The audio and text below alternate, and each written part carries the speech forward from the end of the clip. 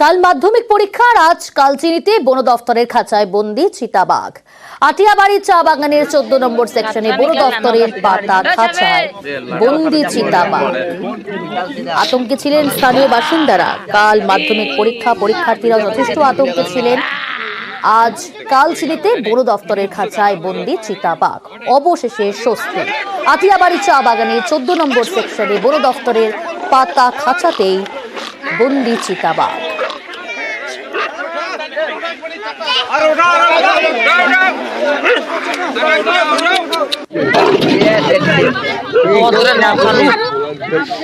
खतरा निकला लानो का सीधा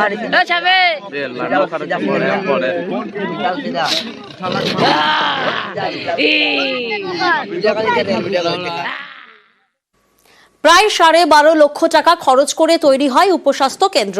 উদ্বোধনের 12 বছর পরেও চালু হলো না। স্বাস্থ্য কেন্দ্রের ভবন ভাড়া দেওয়ার অভিযোগ স্থানীয়দের।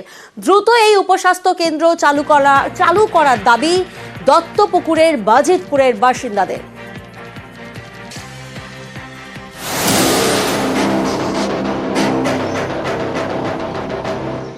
দোতলা ভবন, রং নষ্ট হতে বসেছে, জানলার কাঁচ ভাঙা, ভেতরে উকিঝুঁকি মারতে চোখে পড়ল কম্বল মাদুর রাখা। এখানেই নাকি গ্রামের উপস্বাস্থ্য কেন্দ্র হওয়ার কথা ছিল, কিন্তু গ্রামবাসীদের দাবি উদ্বোধনের 12 বছর পরেও চালু হয়নি এই উপস্বাস্থ্য কেন্দ্র। চালু হোক, দেশের জনগণের উপকার হোক। আমরা চাই না সরকার করেছে কি জন্য করল, সাব সেন্টারটা কি জন্য তৈরি হলো, বেকার সরকারের টাকা। উত্তর 24 পরগনার দত্তপুকুরের বাজিতপুর গ্রাম, এখানেই পঞ্চায়েত সমিতির টাকায় তৈরি হয় এই উপস্বাস্থ্য কেন্দ্র। দোতলা ভবনে রয়েছে 6টি ঘর, খরচ হয় 12,47,000 টাকা। 2012 সালে এই উপস্বাস্থ্য কেন্দ্রের উদ্বোধন হয়, কিন্তু গ্রামবাসীদের দাবি উদ্বোধনী সার একদিনের জন্যও চালু হয়নি এই উপস্বাস্থ্য কেন্দ্র। এখন পড়ে থেকে থেকে নষ্ট হচ্ছে। এলাকায় কোনো সরকারি প্রকল্পের কাজ হলে শ্রমিকদের নাকি এই ভবনে থাকতে দেওয়া হয়। গ্রামবাসীদের এও অভিযোগ, ভবনটি নানা সময় ভাড়াও দেয় গ্রাম পঞ্চায়েত। সেই সুযোগে ভবনের ভেতর মদের আসরও বসে বলে অভিযোগ। বিভিন্ন লোক আসে, গ্রামের ছেলেরা সব এসে আড্ডা মারে, মদ টদ খায়, এসে অনেক কাউকে ভাড়া দেওয়া হয়। এটা চালু হলে খুব ভালোই হয়, আমাদের পাশের গ্রামে যেতে হয় না। এ অবস্থায় গ্রামবাসীরা চাইছেন দ্রুত চালু হোক এই উপস্বাস্থ্য কেন্দ্র, তাহলে আর ছোটখাটো শারীরিক সমস্যার জন্য বারাসত হাসপাতালে ছুটতে হয় না। একই সঙ্গে মাইলিকুড়ি একটা হলো আর এই বাইকপুরি একটা হলো, মাইলিকুড়িটা চালু, এটা চালু হলো না। যে গরিব লোক এটা হয়েছে যাতে গরিব লোক সাহায্য পায়, কেন এটা চালু হয়?